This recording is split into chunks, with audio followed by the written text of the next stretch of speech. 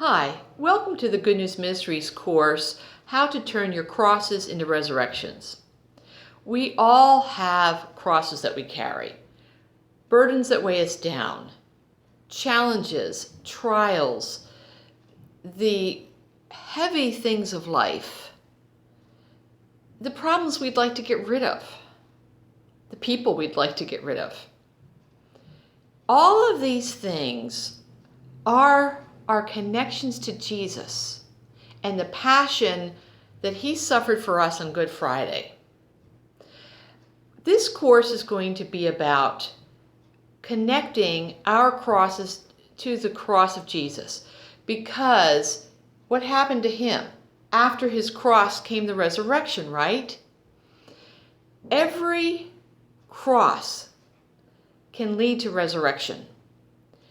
But there is no resurrection without the cross.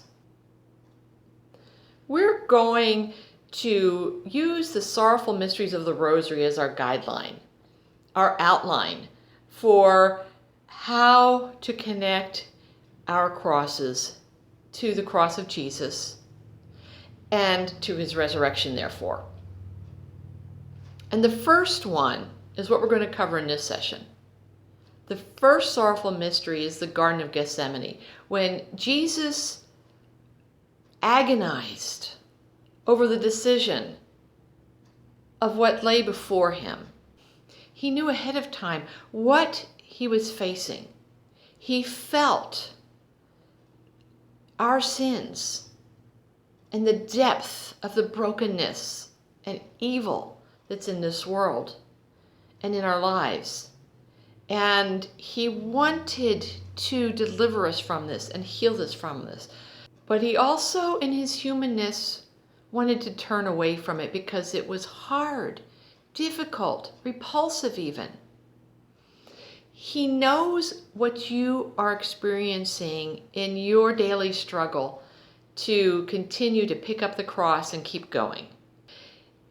I remember a time when the Lord first showed me about the importance and the value of connecting our own lives and the sufferings that we go through and the burdens that we carry to Jesus' sufferings and the carrying of his cross. It was many years ago when Good News Ministries was very young. The priest that had been a very good friend of ours for 20 years prior to that and became our chaplain for Good News Ministries when we got started, he turned out to be an alcoholic. And with his alcoholic behavior, there were abuses, there was lust, there were issues that eventually, sadly, destroyed his role in Good News Ministries and nearly destroyed Good News Ministries. We had our carrying of this cross for 4 years, trying to help our friend to overcome his problems and become the priest that God had designed him to be and called him to be. For 4 long years, my husband and I carried this cross until God finally said, enough, you've done what I've asked you to do. Now it's time for a different plan. And at that time, our bishop sent him away. But during those 4 years, Jesus showed me very profoundly how our sufferings were connected to Jesus' sufferings. I'm going to be sharing what I learned from that with you, because this is the key to finding joy even in our sufferings, because we know that good will come out of it. We can't see, when we're looking ahead, we can't see the future. But we can know that God is working a plan for good in this. And that's what this course is going to be about. The good that is the resurrections that will come from our sufferings. And in our Garden of Gethsemane, we are faced with, should I go on? Should I get rid of this person? Should I get rid of this problem? How can I get rid of this problem?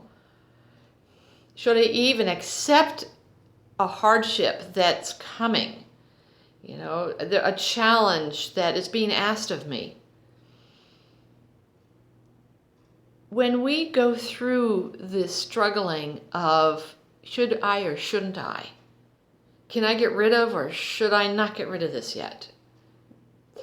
We are connected to Jesus in his Garden of Gethsemane. He's not alone anymore there. We are with him, and he is with us. He understands our struggle, and we now understand his struggle more. There's great intimacy in that. And just as the angels were sent by God the Father to give Jesus courage and to give Jesus hope and strength, he does that for us too. So I'd like you to spend the rest of this week looking around for the signs of the angels in your life, the ways that God has given you strength, courage, hope, encouragement, appreciation. God is with you. Jesus understands. He is sitting with you in your garden of decision. God bless you. And remember, keep your eyes on Jesus, not on your cross.